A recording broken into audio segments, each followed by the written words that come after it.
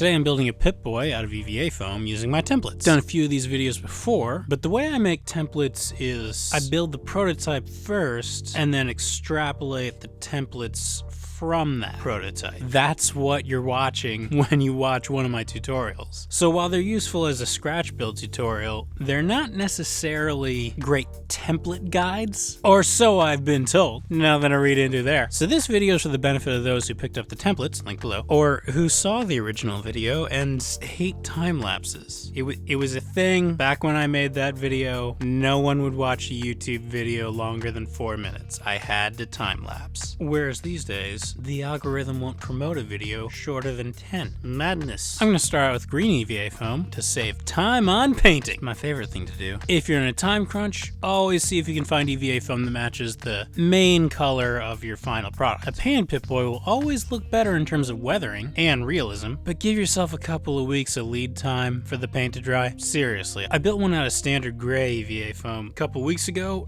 and the paint job still isn't finished, at least as of recording this, which is why occasionally you're gonna see multiple Pip-Boys in the background of this video. Oh, real quick, here's a rundown of the standard foam crafting tools and materials. For this build, I used EVA foam, super glue, hot glue, cutting tools, sanding tools, safety gear, scissors, razor pens, and a box cutter. Once you've downloaded the templates, print them out of cardstock. That's just printer paper that's the thickness of index cards. Then cut out the shapes. These are the template pieces that I originally scanned in. Yours will have some additional notations and labeling, which should help out when it comes to foam width and such. I transferred it to foam floor mats. I weighted the floor mats down with machinist blocks so the foam doesn't slide around while I'm working. I cut those out with the work knife, which I continually sharpened in order to keep the cut clean and uniform. When the templates have a dotted edge or a triangular registration hash mark, that indicates that they should be folded over along that line in order to get the full dimensions of the shape. See, some of these templates are too big to fit on a standard sheet of printer paper, so I have to get a bit creative in order to get them to fit. This piece will be for the wrist. The Pip-Boy is basically a bunch of armbands of varying widths wrapped around each other, or stacked on top of one another, however you want to look at it. So I'm going to start with the core 3 and then build details on top of that. I slanted one of the ends just a little bit to help keep the seam from splitting once it's wrapped, because that internal diameter is going to be just a little bit less than the external if they go up at a perfect 90-degree angle. Next, I heat form the pieces using my heat gun. With smaller pieces like this, I tend to skewer them first just so that I don't burn my fingers. Just a thought. So I heat formed it, rolled it up, and stuck it into a cylinder, transparent for your benefit. When it cooled, I glued the edges together. Next, for the main armband, this will be one of the pieces that has to be flipped in order to get the whole thing. Just did that real quick. But it's essentially made exactly the same way as the smaller one for the wrist. Oh, hey, actually, there's a little bit of a flaw right there on the edges. You may notice as I'm heating it up. I tried to take advantage of that clean edge from the previous cut and just follow that for most of it, but the perpendicular cut overlapped it a bit. Luckily, the entire surface of this is going to get covered up by the end, so that'll be easy to hide in a few minutes. What I'm trying to say is that EVA foam is a very forgiving medium to work in, so don't be discouraged by your mistakes. You know, it's not the end of the world. When the pieces cooled down, they retained a curved shape and are much easier to work with. I glued the ends of the wristband together with super glue. This will dry pretty quickly, but can result in teeny tiny burns if you got your fingers right above the glue line. So keep your fingers away from it while it's setting up. Next, I built the base band and the middle band. The middle one is short because it doesn't have to go all the way around. The template pieces are labeled with the thicknesses of the foam that you're supposed to use, but I have yet to find 4mm craft foam in this exact shade of green, so I'll have to plane those to a smaller width later. I don't recommend that. It's a pain. It's far less annoying in my opinion to just make a multicolored Pip-Boy out of scrap foam and then just paint it, but that's more time consuming, and this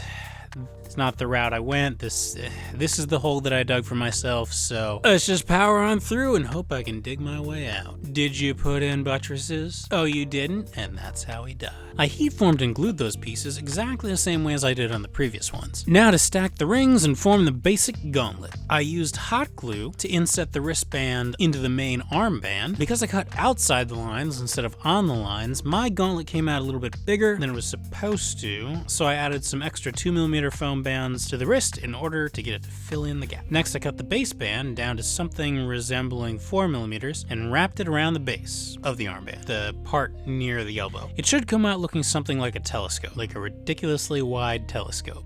Like a telescope for a trash compactor monster. Man, glasses for that guy must be a nightmare. The bevels are supposed to be triangular, which can be made by cutting an angled strip out of a sheet of foam. Although if you're making them yourself rather than buying a pre-made bevel, then you'll definitely need to make sure that you keep your knife blade sharp, otherwise it'll tear. Once the base was wrapped all the way around, I moved on to the bevel at the other end. I cut another flat strip to wrap around it. Oh, you know, some of my pieces are coming out a little bit wide. I want to point this out right here. My templates include the width of the outline so that the scanner can see them. People who use the templates are supposed to cut along that line. I just don't want to mess up my templates, you know? It's like if I didn't include an actual black line, then the scanner wouldn't be able to see it. I can probably adjust that. I just haven't gotten around to it. So I'm just gonna use my ruler because it's the same width. You know, no need to complicate these things. I planed that to a thinner width and then wrapped it around the end of the band. And then I wrapped another triangular bevel around that as well. I saved the other wrist end strip and sanded away some of the jagged edges on my belt sander. Then I cut it into sections to go around the outside of the base. I glued those on one at a time. The armband was held in place as I did this with metal machinist blocks so that it wouldn't move around.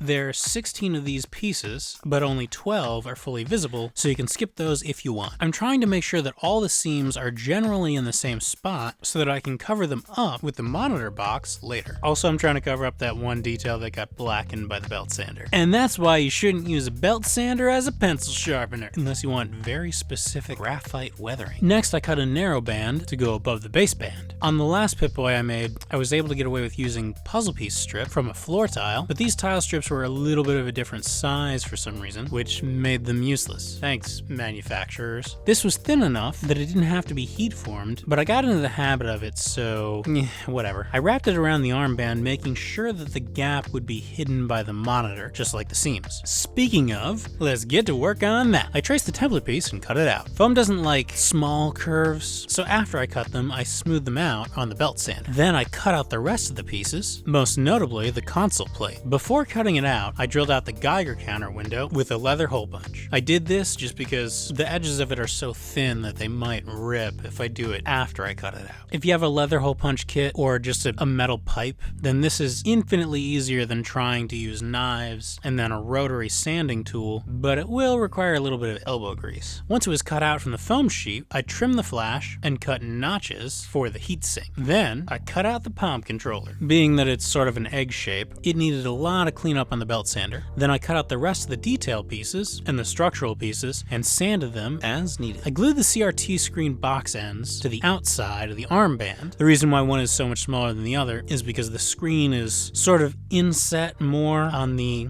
upwards facing side, like if you're holding out your forearm looking at it. Next, I cut grooves in the back of the CRT screen's outer casing box wall so that it would bend around those corners in a more squared fashion and wouldn't look so rounded. I put hot glue in the trenches, folded them closed, and held them in place with machinist blocks as they cooled. When they cooled, I glued them to the Pip-Boy. I beveled the edges of the faceplate and of course then had to sand it smooth again before gluing it to the box and weighted it down while it cooled. When that cooled, I cut a hole in the side of the box wall through which I could run some lighting wire. That's not necessary, I just wanted to add lights to this one. I built a bunch, guys. I like to shake things up every now and then, he said as he rebuilt one of his old builds. It's my channel, I do what I want. Next, I made some of the outer details, such as the 3 pieces on the outside of the CRT box wall. I made sure to cut the edges at a slanted angle with my knife and then refine them a little bit on the belt sander. I glued them to the outside of the box with hot glue. I was able to get away with this because these pieces are big enough that the glue won't smoosh out from underneath, and there's no real tension on them, so, you know, hot glue's good enough. Next, I made the wall of the Geiger counter. It's a semi-cylindrical wrap.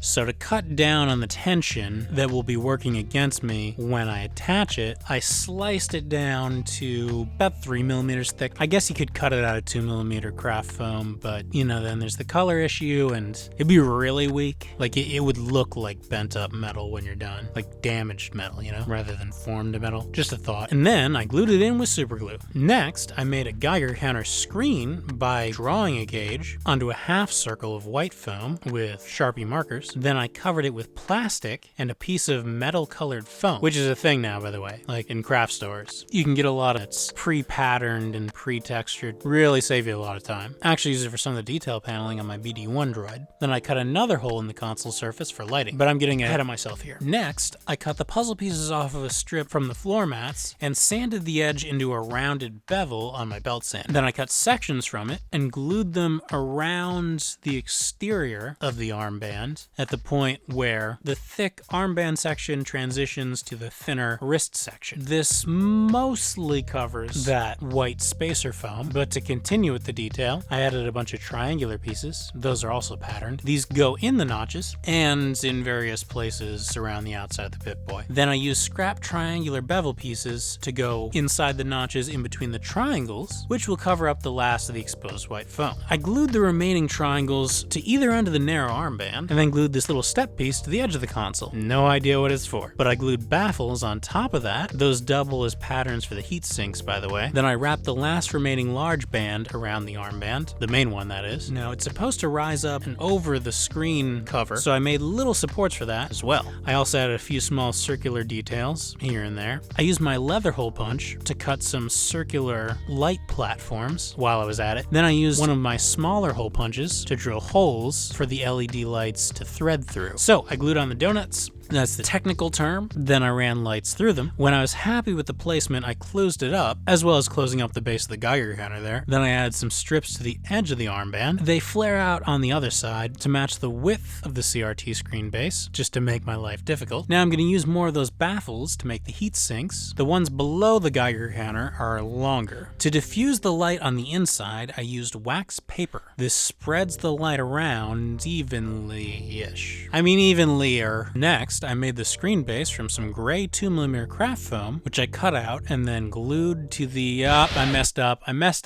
I was supposed to attach it before the lights. How will I ever fix this irreparable mistake? Oh yeah, it's foam. I cut out a notch and moved on with my life. Then I cut out the CRT screen shade from scraps of 4mm black craft foam. I like that the game designers acknowledge that if you were in a desert looking at a cathode ray tube all the time, then you'd need some kind of glare covering. Not that we don't with the modern screens, but still though. Harkens back to the dark days of standard definition television. Although I do miss the instantaneous channel surfing though. Before the dark times. Before the guide button. Oh, the inevitable march of time. What was I doing? Oh, right, building a thing. And then I built a thing by attaching the thing to the other thing. Are these instructions detailed enough for you? Let me know in comments below. I promise I read all of them. And then I made the screen. Now, I've included the screen pattern in my templates, and I'm gonna make it out of foam just to show you guys. But there are so many other ways to do the screen in a way that makes it glow and at least appear functional. It's not that difficult. I actually like the way my original Pip-Boy came out all those years ago. It was literally just printed onto paper and had some green gel over it. A green lighting gel, not green jello. I try not to incorporate organic materials into my props, except for that one wooden lightsaber. But even that, you see why that's not a good idea. Just saying. I was gonna put an old phone into this one, but I have another build planned for that device. What, supervillain? No, I'm not a supervillain. Just ignore the William Jakes layer in the background. Yes, I did build an entire miniature set on a swivel platform just for that one joke. Thank you, patrons. More on them in a bit. Then I made the dial base out of more metallic foam. How much do I hate painting? And a scroller knob out of scrap foam, which is the edge of a circle. Now I've patterned out the dial, but I actually have that exact same dial in my collection of dials. It's totally normal. Then I added some tiny nails from my collection of tiny nails, also known as brads. Again, totally normal. And then I added various random screws from my collection of various random screws. Kidding, they're organized. I have a system. Then I carved out more heat sinks because nothing says sci-fi like heat sinks. You don't have to carve all the way through for these. In fact, I don't recommend it. There's nothing in the game that says they light up. I just thought it would look cool if I could get the light to shine through there. I was trying something new. You know, at this point, I've got a half a dozen of these things. Yeah, I like to shake things up. no skin off my bones. Just down to the base layers enough, like I did with my prototype. That's fine. Lastly, I made the dial on the hand backing. I carved out a slant to cut down on the sanding, smoothed it out on the belt sander, made this top detail and all the straps that entails, glued it on top of the main piece, cut a dial base circle for that, glued it on, then added a 1/4-inch adapter, and again, I've patterned out the dial for you, but I like this guitar dial. Call me crazy. It wouldn't be the first, and you won't be the last. Oh, I cut down the jack a bit because even I thought that was a little bit overboard. Sticks out just a little bit too much. And I glued some Velcro on the back so that I could swap out my various Stormtrooper armor and use the same gloves, because I'm sick of destroying gloves with hot glue. You can't run it through the wash after that. You put hot glue in a dryer, you'll destroy everything. All of your clothes will become shop clothes. And this is what it should look like. And that's it. That's how to make the world's most complicated koozie. I mean, Pip-Boy. Yeah, that's what we were doing. Thanks for watching, everybody. Hope you enjoyed this video. Once again, I'd like to thank my patrons. These videos just wouldn't be possible without the support of my patrons. So if you enjoy these builds, want to see more of them, and want your build request to carry a bit more weight, then think about heading on over to the Patreon page, where you can enjoy ad-free early uploads. Anything you can pledge goes towards improving the video quality and shop equipment, as well as allowing me to put together bigger and more exciting projects for you on the channel. Alright, hope you enjoyed this. Don't forget to like and subscribe, hit the bell icon to be notified of the future uploads, because it's kind of at a totally random schedule. And let me know what other props you'd like to see me make in comments down below. Thanks again, happy crafting, see you later!